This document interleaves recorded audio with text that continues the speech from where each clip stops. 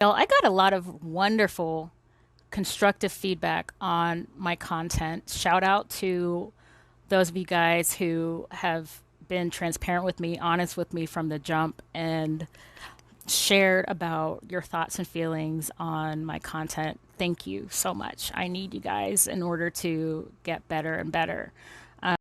I've realized that I've been really rude.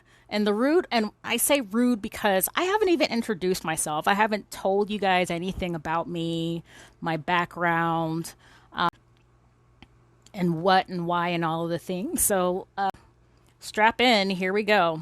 So my name is Lauren. I am originally from Houston, Texas, and I currently live in Rockford, Illinois. I'm a nurse by trade. I come from a line of healthcare professionals, so I guess it's in my blood. I'm also a very, very practical, systems oriented thinker. Whenever I have an issue as a nurse at the bedside, say, I think about not only the problem at hand and, of course, addressing the problem at hand, but I also think about what is going on systematically in the organization, in the community, for that problem to exist. Because I feel like every near miss, every accident, every unfavorable outcome is something that can be learned from and is grounds for us to improve. So iterate on interventions and whatnot. I thought that way at the bedside with my small patient census back when I had my associates. I picked up my bachelor's degree. When I got my bachelor's degree, I realized that I wanted to care for whole organizations.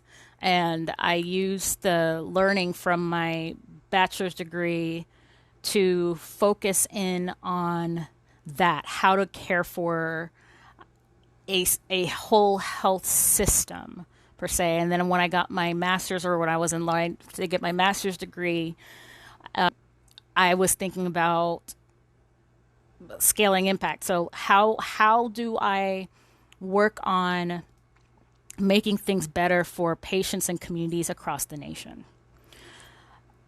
And I thought about that as far as I thought I've been thinking about this for a long time, the systems, and I mean I've done work with readmissions, 7-day readmissions. I've done work when it comes to blood pressure. I've done health equity work that's outcome based. That's where our interventions or the outcomes were measured of our interventions based off of blood pressure. If a patient it was hypertensive or had extremely uncontrolled hypertension, if they end up converting to being normotensive, which is a pretty big deal, and it is an outcome that can be used to measure the health of a population and a community and so on and so forth. I've also and oh yeah, and I've been able to see health disparities as far as like outcome measures. I've been able to see the needle move in various markets across the nation when it comes to that.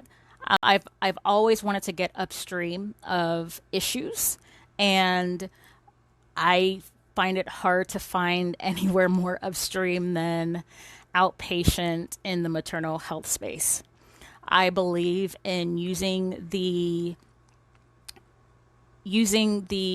tools at our disposal and the technology at our disposal to meet complications and issues affecting systems that offer care. And the trickle down effect of that is health equity, reduce disparities, increase clinical quality, and of course, value based care, of course. So yeah, a little bit about that. That's my background. I find it easy, or I've always found it really really frustrating when it comes to health equity. That a lot of times we kind of scapegoat social determinants of health or social drivers of health, and at least we kind of scapegoat social drivers of health on the inside of the four walls of our clinics and our hospitals. And I say scapegoat because if social drivers of health, if the patient is encountering social drivers of health or social determinants of health outside of our four walls, then what can I do about it, right? But in my experience, when it comes to clinical performance and optimizing care delivery, there are so many levers that our health systems and our providers can pull that if we pulled them, we would see the needle move in the right direction.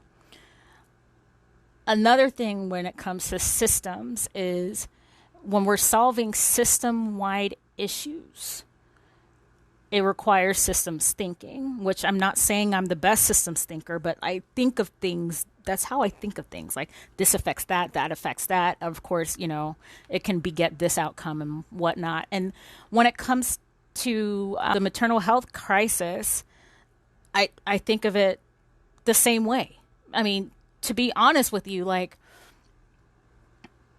we're talking about, like, I hear folks talk about like systemic barriers and systemic issues, but I'm not hearing systemic solutions or innovation that can fix the system, or I don't hear people building solutions per se, or but there's a lot of like raising of awareness and whatnot, which there's nothing wrong with raising awareness, right? But I'm just like, build for it. Let's get this system going.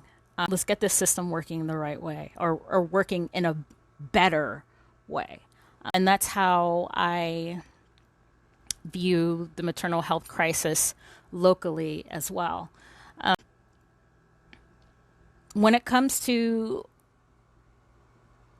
we're developing Esther multi-agent system that's not just like, we started with on the mother side and validated every step of the way, and we're still working on that.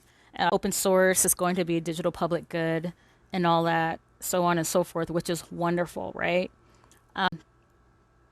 But while building and developing Esther, I keep coming across this troubling trend on my feed of folks trying to fix healthcare issues by replacing care team members with technology. Like, you hear stuff, nonsense about like AI doctors and AI nurses and AI. I'm just like, I refuse, to be honest with you.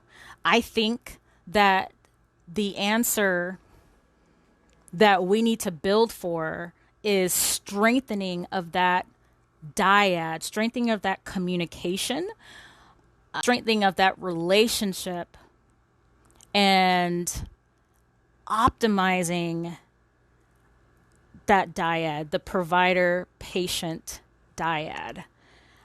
Really, like, how do we build to support patients, and how do we build to support providers without, well, in a way that works for them, in a way that fits folks like a glove, in a way that's actually life-giving and doesn't contribute to burnout, frustration, and despair, right? Because I've seen it a million times. Like, I remember when I was working with a group of hospitalists locally, and actually at my other employer, I've seen it a million times. Like, where we're trying to introduce technology to providers, and we expect providers to use certain technology, and so we're just like, okay, here goes another portal for you to log into. Here you go. This is only going to take however many seconds, and then you have to document perfectly in these structured data fields, and then next thing you know, the solution that is meant to make life easier for God knows who ends up really frustrating and pissing off the providers.